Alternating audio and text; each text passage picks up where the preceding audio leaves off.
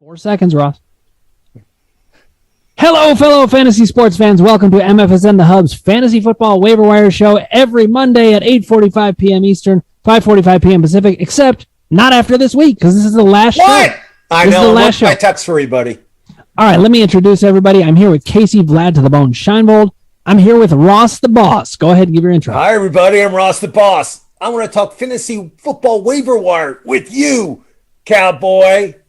And I am very excited. We have a guest today. It is Alex Marino, the fantasy football hustler. You can find him on YouTube. He is the creator and host there. And we've already got questions flowing in just from him. So somebody, Nigel Milosev, says, good job, hustler, on the Damian Harris super captain. Now, that's for Super Draft, right? That is for Super Draft, so champion. But yeah, we had a Q&A about an hour ago, and we were talking about who we were going to put in as a champion. And Damian Harris was someone that I wanted everywhere, so I kind of had him in a bunch. Ramondre Stevenson, in a bunch, and Nigel's coming all the way from Serbia, so international stream already. Nice. Serbia in the house. All right, now guys, we're talking Yahoo 60% and under rostership. So Alex, I just want to orient you to that. We're going to go through QBs first, okay? First of all, we've been talking up Carson Wentz for a while, but he's all the way up at 70% now. People finally got the message. If you'd caught on early, you would have had it. You would have caught the wave. Now, who else do we have? So, Ross, I'll start with you. I'm not going to put Alex on the hot seat right away. Alex, you get settled. Well, Tyson Hill, I got to mention him first just because 11 rushes, over 100 yards. I know New Orleans, I know they're not the greatest offense without Kamara playing. I think he's coming back next week. I don't know if he's at practice. We'll find out. But Tyson Hill, if he's healthy, and I know he hurt his finger a little bit over the weekend, doesn't matter. He's my number one pickup for a quarterback this week. What do you think? Okay, first of all, I totally agree, but I need to orient Alex to the fact that Ross sometimes struggles with pronunciations. So Tyson Hill. Yeah, you kind of said it like Tyson Hill. You said it like one of the girls I from said Benny Forrest Hill. Gump. I said Tariq Hill. I said Tyson Hill. Okay, it's Tayson Hill, but you're saying it like a girl from Forrest Gump. Tyson Hill. Okay. Life is like a box of chocolates. Listen, I agree. I picked up Taysom Hill last week and started him. He is an injury risk. He could end up going out of the game. That's the one problem with him. I don't know. But if you're looking for upside, in my league, I hurt a finger, I just put it back into place and I play. It's well. Listen, if you were starting for me, I wouldn't need to worry about it. But Taysom Hill, exactly. Alex, why don't you talk about Taysom Hill and anybody else that you feel would be your next guy? Unless Taysom Hill is not your top guy, go ahead and tell me. I'm nervous about Taysom Hill right now. If he's going to be the RB1, and they're just going out of the Wildcat, I kind of like it because after he hurt his finger, that's pretty much all they did. They just kept, just pounding the rock with him. And the person that I think that I'm going to be going with down the stretch is going to be Jimmy G. Not the best, but not the worst. he, one of my homies, Bogart, he says they win ugly with handsome Jimmy. And he's been doing his thing over there. And if you go look at the schedule, so, not just this week, versus Cincinnati, even though Herbert just pretty much shredded them apart, but just throughout the playoffs and all the way through the championship, he's got a pretty money schedule. So Jimmy G, one of the three I got. Jets next week. Hustler. Hill plays the Jets next week. Okay? What does that tell you? The Jets defense isn't good, isn't bad. They're awful. So if you want a great pickup that's playing a bad team next week, and if it's a streamer for you, I'd rather have Hill playing the Jets than your boy going down to Cincinnati and playing them in the jungle, which isn't a good place to play. Now, keep in mind, Alex, Ross is a Bengals fan, but they have backed it up. I'm really liking this, boss versus hustler thing. It's going really well. Loving it. Casey, let's let you jump in. Who do you got at quarterback? I had a question for Alex first. Do you consider Cincinnati in the middle of December when you're recommending a quarterback? Like weather as a factor? Because look what's going on in the Monday night game right now. Do you look at that when you're making your projections? Alex? Was that for me? So today we actually did. I wish I did that a little bit in over the weekend because there was a couple games where the weather was just so bad and the wind, was really ridiculous. you just assume there's not going to be that much rushing, or that much passing. It's only going to be rushing. So for today, I was fading a lot of these players. It's dope. Gabe Davis actually just scored right now, and I told someone to start Gabe Davis in a crazy vampire league. He needed 1 point to win, and he was like, "Do I start Diggs or do I start Gabe Davis? Because if I start Gabe Davis, I could trade that person for Tyreek Hill." And so I was like, dude, just get ballsy. Go Gabe Davis. You only need 1.5 points from him. That's 15 yards or 1 catch and 10 yards. And he just got a touchdown. So I love it when people make me look like a genius. Genius. I didn't have Gabe Davis at all in any of my picks. None of them. No, but listen. So I had never heard of a vampire league, but I totally understood what it was when you just described that. So it's basically you can take a player away from somebody else. Yeah, so there's usually it's 10 teams. There's one vampire. They don't draft. All the other teams draft, and the vampire team is made up just of free agents only. So, all the scraps that are left, and then whenever the vampire wins, they get to steal a player from the team that they just beat. Usually it's starter for starter. All right. I'm going to read a couple comments here. We've got JC Money Design saying Patriots got away with a holding call. Now, of course, by the time I was reading this, I think that was like 10 minutes ago, but still. Then Harris took full advantage. Now I'm going to jump down, and JC Money Design said Gabe Davis TV. So this guy he's announcing the game for us. I love it. Keep it Chandler going. Brunelli says Hustler knows 100%. Hustler, you got some fans. Oh yeah, and JC Money, that's actually Justin Chase. So he was the person that they interviewed for Super Draft Pro like a week or 2 weeks before me. He was number 2 on the leaderboards for Super Draft Pro. So yeah, he hosts a bunch of shows with me and stuff. And JC Money Design, he's the man. If you guys need graphics, that's your dude. Oh, I love it. Love Need it. a graphic guy. All right, Ross, get ready for this comment. Nigel Millisev says the Hustler has a better hat than the boss. Already up 1-0. Disagreeing. I like what he's wearing. That's very. That's a Hustler hat. I'm not going to disagree with you. And If anybody has ever seen Breaking Bad, you may recognize the hat because that's where this hat is from. It's the exact same company. I bought it in the 2013 the San Diego Comic-Con. It was the company. They actually made 100 of these, like the exact same Heisenberg hat. It's got the COA, the Certificate of Authenticity. Exact same everything that he wore. I have a Walter White mask that I wear during Halloween. Yeah. It looks just like him, and it scares Casey Scheinfeld every season I wear it. Almost everything about you scares me, Ross. No, it's true. I love the Heisenberg hat. Just don't, chop me up and put me in a bathtub. And also, probably shouldn't be making meth right now if you are. I'm just saying. All right, guys, I'm going to mention a couple other quarterbacks, then we're going to move on. Taylor Heineke he's a pretty underrated quarterback. Do you know his backstory, Dan? Do you know, like, he wasn't drafted. He went to Old Dominion, which is a girls' basketball school. Nancy Lieberman went there, and basically he got a tryout with the Carolina Panthers. That's why Rivera knew about him. He was sitting at his house playing on the computer. He gets a call from the Washington team to come on and play, and now he's like, he's going to have this job for a while. He's not, I think this is the guy. I think this is going to be their starting quarterback for a while, and he's getting better every week. And you know what? The team of Washington has 5 games left, 2 against Dallas, 2 against Philadelphia, and 1 against the Giants. I don't think that's a hard schedule between us 5. You know what I mean? And you're right. And with Dallas, the game script could mean he has to throw the ball a lot. So, it's a good week to have scary Terry McLaurin and Taylor Heineke, I think. I like Heineke. I love this backstory. You guys know I'm a sucker for a great story. And, this guy that was going to be like, he was in graduate school and he was like going to be a high school gym coach, basically. And now he's a star in the NFL. I said it. He's a star. And he's playing. That kid's a winner. I like that kid a lot. He runs, he passes, does everything. All right, now before we move on from QBs, I have to ask this question, and this is partly a dynasty question. I'll ask Alex about this, but I want to get your guys' takes too, Casey and Ross. Trey Lance next year, what can we expect from him? Is he gonna get his time? What's happening?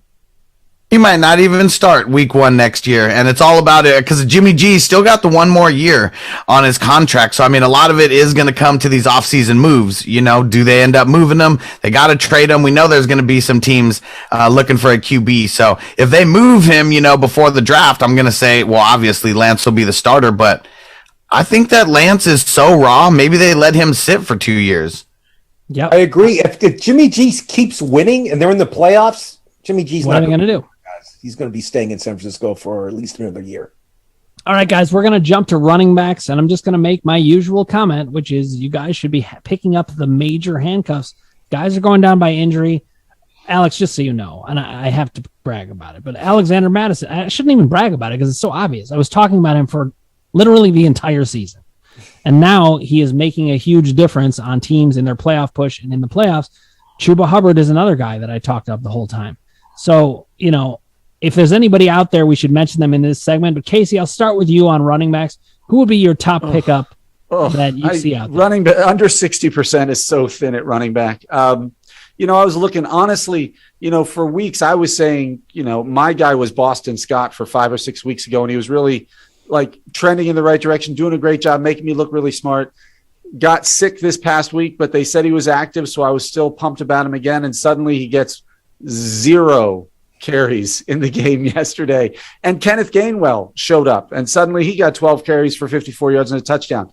They're on a bye next week, so I know you can't use him for week 14, but Kenneth Gainwell is still somebody. All of a sudden, do you play him or do you not play him? Do you trust him again? Is he back in the rotation?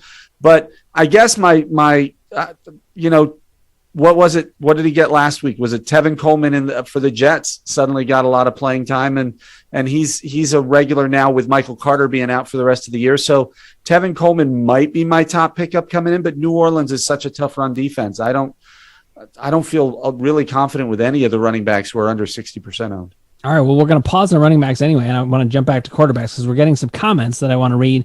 The GMM network is saying Taylor, meaning Taylor Heineke, is 28 years old. He probably will stick around as long as Ron Rivera is there. It took the same regime that drafted him to Carolina to give him another chance in Washington because of nobody giving that kid a chance, and they probably were wrong to not look his way. Really looks that way to me. Also, we've got people saying, you the man, Huss. I mean, JC Money Design. He says, you the man. And so far, it really seems that you are. So I'm going to turn it over to you now, and I want to hear from you about who you'd be scooping up 60% and below in rostership at running back. I'm just going to cheat, and I'm going to go 2 of them because they're on the same team. Let's go with Dontrell Hilliard and Donta Foreman.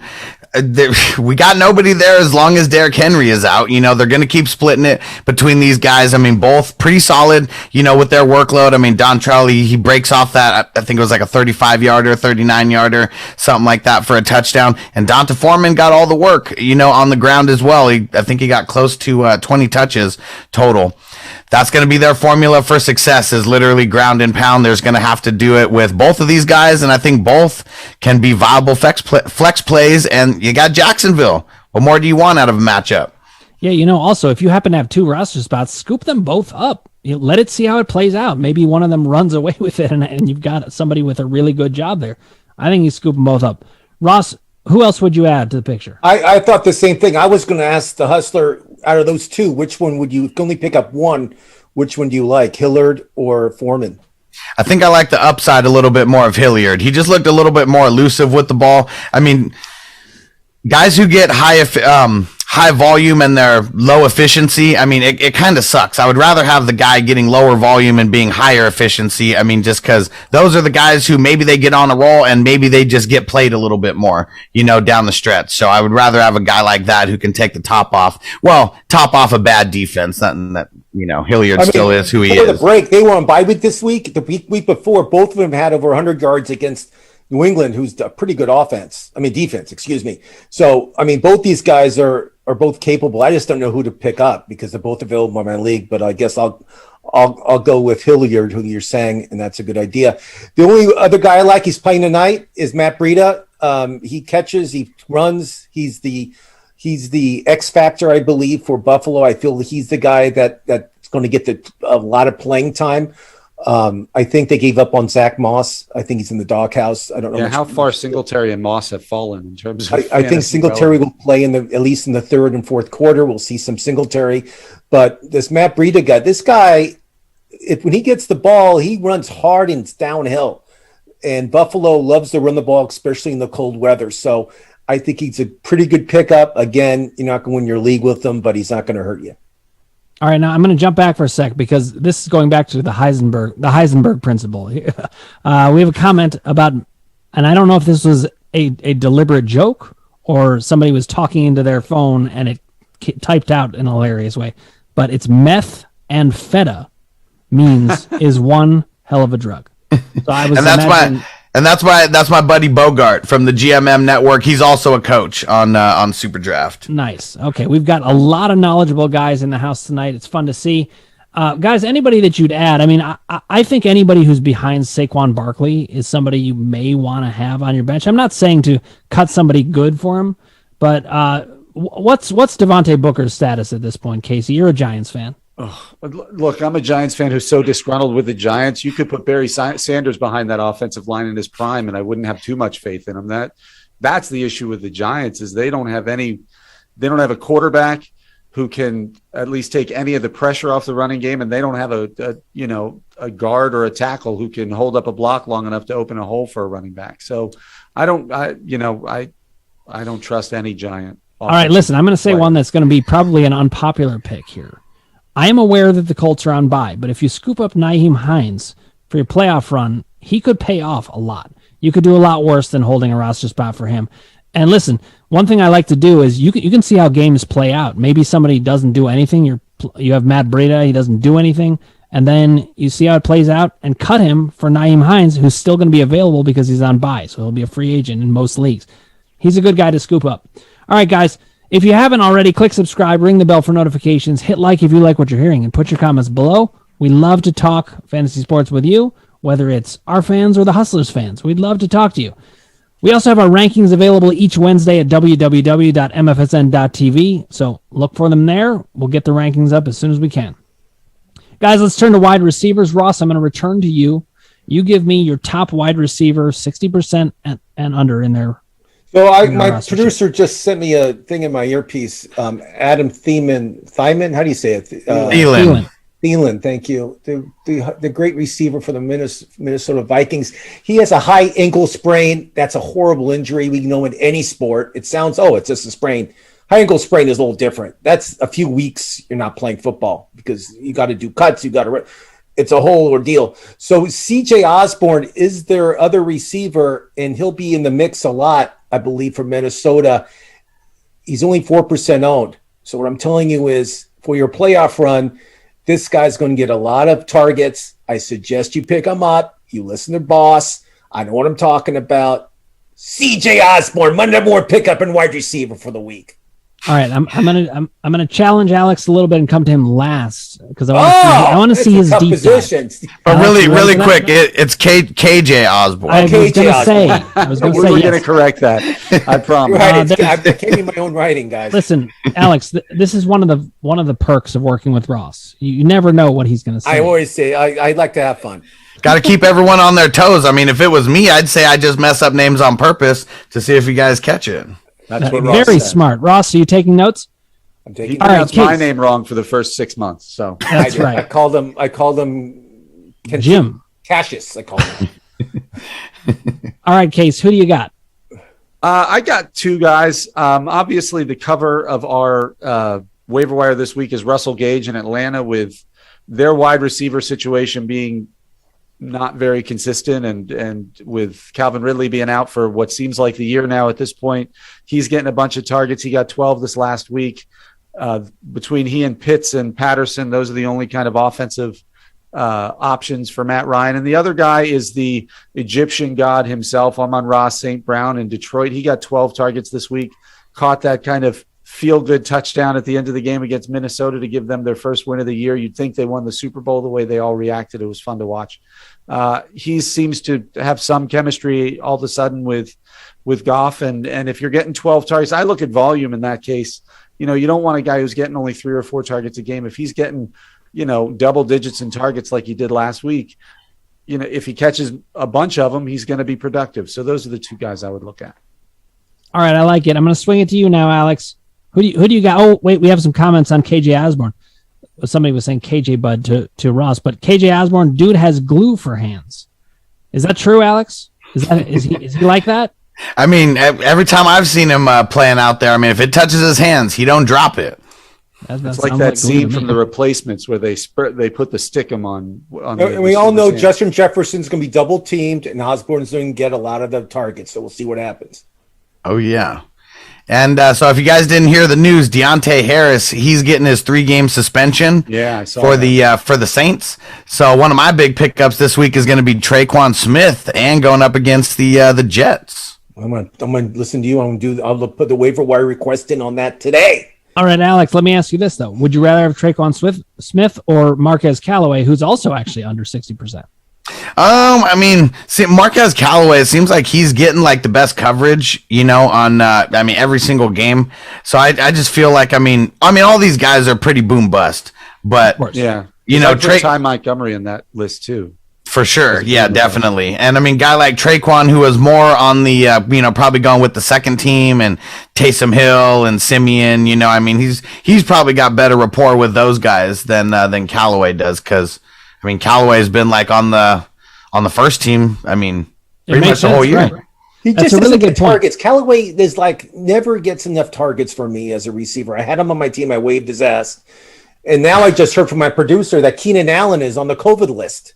He is. This is true. You guys got to tap into our news show. It's it's 4 p.m. Eastern time, 1 p.m. Pacific. Yeah, Monday through Friday. We literally break down every piece of fantasy relevant news. So, and where can I find that show, Alex? It's going to be on YouTube, on Facebook, on Twitch. If you go to fantasyfootballhustler.com, you can get to everywhere, or you just search Fantasy Football Hustler on all these platforms. Fantasy Football Hustler. You can find him. He knows what he's talking about. Even though he wears a gold chain and I wear a gold chain, we're still friendly. Don't worry, guys. But I got 2 of them on, so I got you beat again. Oh, but man. And you got to order me another chain with more diamonds, please. You can afford more because you're making and selling meth. So, and I'm gonna sneak in another one. Only 2% rostered. Gabriel Davis. He's getting a bunch of targets out there right now. And then this next week they go up against who the hell do they go up against next week? But it's gonna be a tough matchup. They go up against the Bucks. Yes, Bucks. Hot one tonight. No, Carlton Davis. He's probably better than what's his name, J.C. Jackson out there. But yeah, he's getting Diggs getting double teamed on damn near every play out there. Yeah, he is. Alex, who's the guy on Tennessee? Nick Westbrook. What? Westbrook. Ekine, I think is Westbrook Ekine. Okay, we should have turned that over to Ross to see what he would have done. Yeah, sure. Marquez Valdez-Scantling we like too. He's coming off a bye week. He's the number 2 receiver for Green Bay. He's under 60%. I feel Aaron Rodgers will start airing it out a lot more now. I think he's really upset, really pissed what's going on. So I think down the run, I would love to have Aaron Rodgers on my team right now. I think he's going to be the top producer right now. Any quarterback position, if you have Aaron Rodgers, you have a good shot to win your league. Alex, who is Kendrick Bourne? What's he doing tonight? I don't think he's done anything. He's no tonight, really. They haven't been throwing it too much. Jonnu Smith might have more catches than Kendrick Bourne does as of right now. And he has 1 reception for 12 yards, I think. That's the thing about these fringe guys is game script can take it away from all kinds of things and however they're playing. So we're getting comments about, the Buffalo running situation. Somebody said Josh Allen, the Stallion, is the best running back they got. Yep. That's the GMM network. And it's hard to disagree with that, certainly. But then followed up by, Buffalo running Zach Moss tonight also. LOL, 3-headed backfield, something you don't want. It's a mess. The worst. It's a mess in Buffalo. I wouldn't want any of those running backs on my team, actually. Oh man! And guess who's number 1 in the elite on Super Draft Pro? It's the GMM network. It's Bogart in there, and it's because he's playing Gabe Davis and Harris in there, and he's number 1 right now. He hasn't both champions. No. He neither one are actually champions, but Gabe Davis, he's probably not rostered anywhere. Yep. Yeah, I mean that's a great pick on Superdraft. What's his multiplier? It had to be very high. Oh, it had to be high. I'm not even sure what it was. Bogart, if you know what Gabe Davis's multiplier is, throw it in the chat. Let's do it. Okay, now we're going to move to tight end, guys. Tight end, obviously, so much of the time it's a total crapshoot. But let's talk about guys that you can get 60% and under. There's better dart throws than others. Alex, I'll let you start off this one. Who would you pick up? Tyler Conklin, let's get him. Adam Thielen went down. He is going to get a lot of extra targets. Going up against the Steelers, they have been pretty tough. But the thing about the Steelers is like they either shut a tight end completely down or the tight end goes off. And I think the tight end's going to go off this week. I think that's a great pick. Ross, what follow-up do you have to that? Is George Kittle, is he over 60% or under? Yep. We go over this most of the time. He's been over 60% for. Okay, I didn't know. Probably about 14 George weeks. Kittle, congratulations. You have the best tight end in the league. I said it. Kelsey's not the best anymore. It's George Kittle.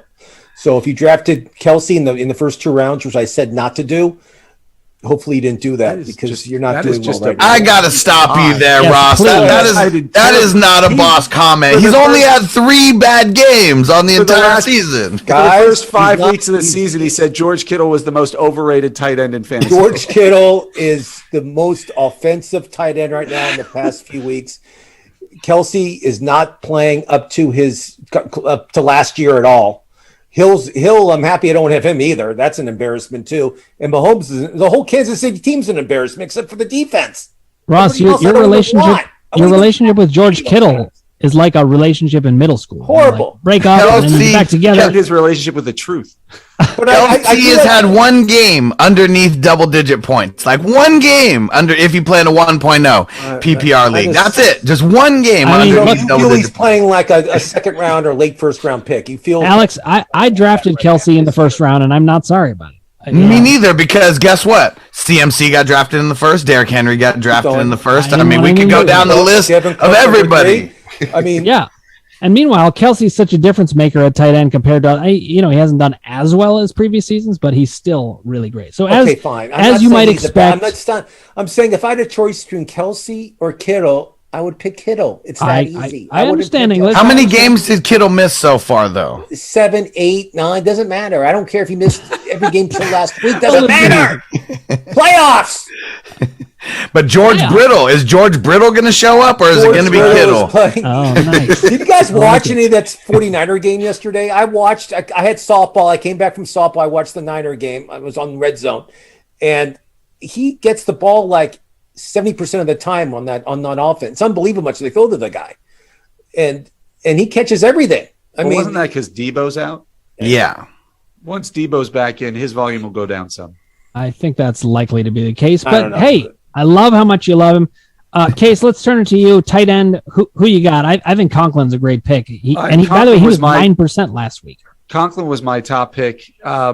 You got Jared Cook going against the Giants. I think anybody going against the Giants is a decent pick at this point.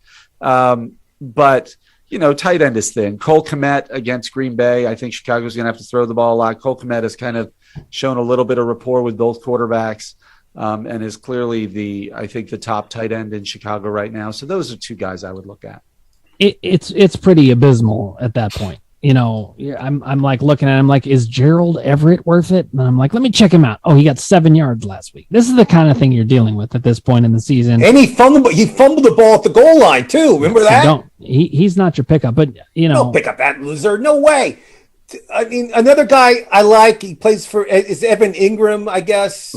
Maybe KAC, I don't know. Oh, man. I love how we keep feeding this to Casey. Brittle and unreliable. Every time we see a Giant, we're like, Casey, what do you think? Is this good? And he's like, he had 5 targets, 64 yards last week. I mean, it's not bad. Yeah, no, I'm not. Look, but who's going to be throwing him the ball? I'm not disagreeing. I mean, again, the tight end is a safety valve. He couldn't even keep the job at Georgia. I mean, I agree with you guys. The tight end position is a crapshoot. Just take a dartboard and put a bunch of names up there and just pick one. I think you may just take a defense that's going to give up a lot of points. At least that way, you're possibly playing into something. All right, let's jump to defenses, guys. Defense. I saw the Huskers defense post and it was great. And you know what? I got two more, just in case people are like really deep diving, because Conklin's going to be like the number one, waiver wire, pickup for a tight end. But how about Gerald Everett going up against the Texans this week? And then how about David Njoku going up against the Ravens, who've been giving up the booty to the tight end? Actually, I was going to mention Njoku because, listen, he could end up not giving you anything, but he could end up being huge. The way he's one of those super athletic boomer bust tight ends. It's yet another reason that I look at the Browns and I don't understand anything about what they're doing. It's just bizarre. All right, now, thank you for that, Hustler. That's what we need to hear. We need some options for our people. Okay, let's jump to defenses. Week 14, who do you got? Case, I'll let you start this off. Well, I think you go down the list of who's playing Chicago, Detroit, Jacksonville, or the Jets, and you play their defenses, and all of them are under 60% owned. So pick one. You got Green Bay, Denver, Tennessee, or New Orleans. Those would be kind of the top, I think, defenses that you can name. We could wrap up the defense segment right now because you gotta throw Seattle because Houston they've been trash, and you got Judge Davis Mills Lane coming out, and Seattle. Oh, listen, look what Indianapolis did against Houston. Houston's got to be in the mix there, but Casey does have the right idea. Of course, you look at those really bad teams and see who's matched up, and unless the defense that you're playing against them is atrocious, you can go in that direction. But Casey, you were supposed to only take one, and instead you took four. I'm moving. We're running behind schedule. I'm trying to move it along here. Ross, who would you add to the picture? Oh no, I had Denver, I had Green Bay, and I had Tennessee. All three of those is good pickups. They're all under 60%. If you have a defense that I did not mention and they're playing a tough team, drop that defense and pick up one of these defenses because you can do it all season. Might as well do it. All right. I don't mind Carolina at home against Atlanta also. I think that's a fine pickup, because you got to remember some of these teams are going to be taken. You could be playing in a league that's really on it. You got to know some of these backup teams to pick up. Alex, who would be your favorite out of everybody if you had your choice? Definitely Green Bay. Coming off the bye, they've been preparing for this for 2 weeks, but a dark horse going to be the Chargers, 26% roster. They just cleaned up against the Bengals, and they're going to be going up against Jake Fromm, fallout from State Farm. It's probably going to be really ugly for the Giants. It is going to be bad. I just keep watching that draft. It's in LA. Up the list. It's in LA. Great. It's time for the dreaded kicker, and Alex, I just want to say, I don't know if you agree with this, but I tend to just try to get a decent kicker who's already gotten their bye week out of the way, and then I just forget about it. I'm like, I don't want to think about this ever again. The only thing that I'll add is that, I try to find somebody who kicks in either warm weather or a dome or that sort of thing. But Alex, what's your strategy with kickers? Pick one that plays for the Rams and then don't worry about anybody else. So if you went with that strategy over the last 5-6 years, you've pretty much been money in the bank. But every league that I play in with a kicker, for some reason, everyone was just off Matt Gay. And so I picked him as the last kicker in every single league that I played in. I didn't even want to drop him during his bye because you could lock him in for 10 to 11 points every single week, and you really can't ask for too much more. I don't even play in a Yahoo league where I play in zero kicker leagues on Yahoo, so I can't even see who's rostered under 60%. That's funny. That's awesome. I think that's a blessing in a way to not have to deal with the kicker situation. Ross, who would you put in? Matt Prater's playing the Rams this week. I in Arizona. MFSN friend Matt Prater. Matt Prater was a guest on our show. Prater, I think Arizona's back offensively. Murray's back. Hopkins is back. They have the regular team playing, as we mentioned before. Arizona. I said at the beginning of the season, what team did I say is my dark horse who I think will go to the Super Bowl? Say it, guys. He said Arizona. Arizona Cardinals. Ross sometimes is some kind of savant. And I still believe that Arizona is the team to beat in an NFC. I think when they're healthy, they're the best team. It's not good that J.J. Watt's not playing. I wish he was there just for motivational reasons. But doesn't matter. I still will take my Arizona team. I think Prater's going to have a field day with the Rams on Sunday. It should be a great game. All right, Case. Who do you got? Dustin Hopkins of the Chargers going against the Giants. I think I would stack the Chargers this week after watching what the Giants are incapable of doing. They're at home in LA, so it's better weather than whether you're in Denver or in Green Bay, some other good kickers where you're not sure the weather is going to be real conducive to the kicking game. So I would take Hopkins for the Chargers. All right, I'm gonna add Mason Crosby. They're playing Chicago. They should be ahead a lot. I don't love it for weather purposes, but it's going to be minus 20 degrees and snowing, and the ball's going to feel like a brick. But take Crosby. It's a good idea. Listen, the other guy that you could go with is Brandon McManus of Denver. They're playing against Detroit. He's a good, solid kicker. And listen, when you're playing a team as bad as Detroit, you're going to get a lead. And Denver's not even that good at converting into touchdowns. So I think Denver's not much better than Detroit. That's going to be a close game. Close games are what you want with kickers. I'm taking the Detroit Lions in that game, just so you know. But keep going. Interesting. All right, Alex, anything to add here of any of the players? And, sometimes, Alex, we talk about players that have disappointed so much and it's time to cut bait. Do you have anybody in mind for that? Cortland Sutton, definitely. And Jerry Jeudy might even be on that as well. Really just because of how bad Denver's offense really is and really how they run. It's getting cold. When it gets cold in Denver, they start running through the running backs. It happens like this every single year. Javonte Williams looked yesterday. Oh, he was the man. And we've been waiting for this all year. And there's some people who are mad about Gordon coming back, but I think it's good. Keep them fresh. They've both been really solid, even when they both play, splitting the work. But yeah, Javonte Williams, he was someone I was really big on over the offseason, and I made sure to tell everyone, if you're going to draft him, you got to give him 9 to 10 weeks. You got to give him at least the first half of the season to where you're going to commit to not dropping him because he's going to be a second half darling. It's a really good thing to keep in mind.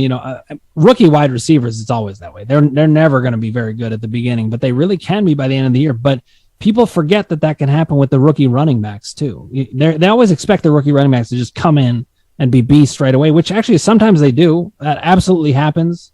When Adrian Peterson first came out, I drafted him in the third round. I knew he was going to be a monster, and he was. That happens. But then other times it's like Javonte Williams, where you think that they're not turning the corner, and then they are. Even Michael Carter was starting to come around. I know he's on the Jets, so he had low upside, but still, he was starting to come around. All right, Alex, any closing words for the fans out there on strategies for your fantasy playoffs? How are you thinking about this at this point in the season? So you got to be looking ahead. I mean, you literally have to be planning for every single week. So, I mean, there's some leagues where I already have 2 defenses, some where I already have a third one, where it's like I have teams specifically for 1 week and that's it, and then I'm going to drop them. You got to be looking to see where your holes are for the playoffs, whether it's your QB. If you're in a 1 QB league, you better be looking at those matchups right now. Pick up a backup QB going into the playoffs. Don't wait until that week because everyone's going to be doing the same thing.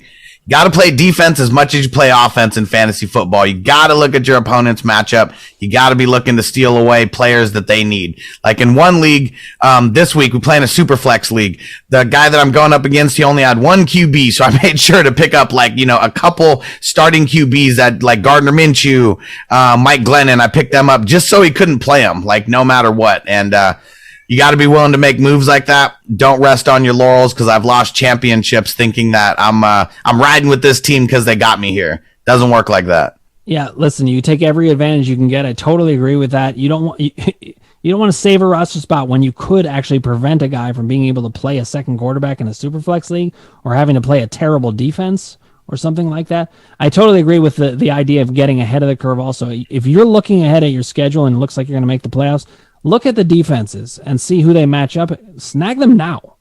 You can beat people to the punch that way. These are great insights, guys. Ross, Casey, anything you'd add in terms of the playoffs? I know that Casey, you and I talked last week about not overthinking things. Start your best guys a lot of the time. So, Ross, anything to add to this? I mean, the thing that scares me is this. I don't know. Some schedules are different than other schedules. Look at your playoff schedule. If there's a 17th week or 18th week, I guess there's 18 weeks in the schedule this year, right? If the championship's in the 18th week, and let's say your team... What league would do that? There's some leagues that play like the last week. Some don't. But just make sure you have options at the quarterback spot because maybe your quarterback's going to be sitting because he's already in the playoffs and the game doesn't mean anything. I'm talking about Tom Brady. Just know your schedule, know the weakness, know the strength of schedules, and make sure you are prepared at all positions for the playoffs because sometimes rosters lock when playoffs start. I mean, those leagues do. As soon as the playoffs start, the roster's locked and you can't pick anybody up. You're done for the season. Alex, do you play in any leagues where the commissioner has committed the party foul of having a week 18? Or do you not even consider that a party foul? I do. No, I would definitely consider that a party foul. And I wouldn't even play in a league where that would be, where that would be the championship. The only thing that I will say is taking away one of the bye weeks for each conference, that makes a difference. And then adding the extra playoff team, that makes a difference on more teams actually competing in week 18. And even like what Ross the Boss just said right now, I don't think any team is going to turn it off in week 18 because everyone's still fighting for the number one position. There's only one bye per conference, and that is so important that, if you're within one game of it, you never know what's going to happen. It's a really good point. The way they've shifted the NFL, now you've got more teams with something to play for, and that's good because I know we all hate that in fantasy sports where it's determined by. You do. I'm just worried about guys like Tom Brady. Do you want to risk him getting hurt the last game of the season if it means really not that much at all? It just depends, and you got to be aware what's going on. I know there's going to be players resting the last week of the season. I can tell you that right now. But that means you got to look at your roster and see. Do you have players like that? If you've got Tom Brady, then yes, go ahead and look on the wire. Let's say, for example, really quick, and we'll go after this. Devin Cook, let's say he's healthy, but Minnesota's out of the playoffs. It doesn't matter. Will he be playing a lot? Will Madison get the carries? I don't know. They may rest Cook thinking about next season. They don't want to bang him up. I don't know what's going to happen. So you just got to be aware about all that stuff and watch the inactives, watch who's active, watch who's inactive before the 30 minutes before a game. Know what's going on. Pay attention. Love it. Well, listen, when Ross starts shouting, we know it's time to go. Wait, no, that's not true. He starts shouting in the beginning of the show usually. Well, listen, Alex, we really want to thank you, the Fantasy Football Hustler, for joining us. This was fun. We'd love to have you back sometime. We'll keep talking fantasy sports. We'll have to do it next season because we're wrapping up on this one. But we can't wait to connect with you more. Fans out there, if you have comments, put them below. We'd love to talk fantasy football with you, even in the offseason. Just keep bringing it. We love it. Thanks for joining us. We hope it has been a good season bringing you all the waiver wire information. Check out Alex's show, Fantasy Football Hustler. He's clearly bringing the heat. We love it, Alex. Thanks for joining us. Thank you for watching. Ever since I've been doing these commercials for Killcliff, my Tinder account has been blowing up, dog. Ooh, those is horny young fella sliding into Brandy's DMs. Mr. Castle Master, how about that? Killcliff Octane CBD, the killer Cliffsicle. All the benefits of caffeine smooth over with CBD.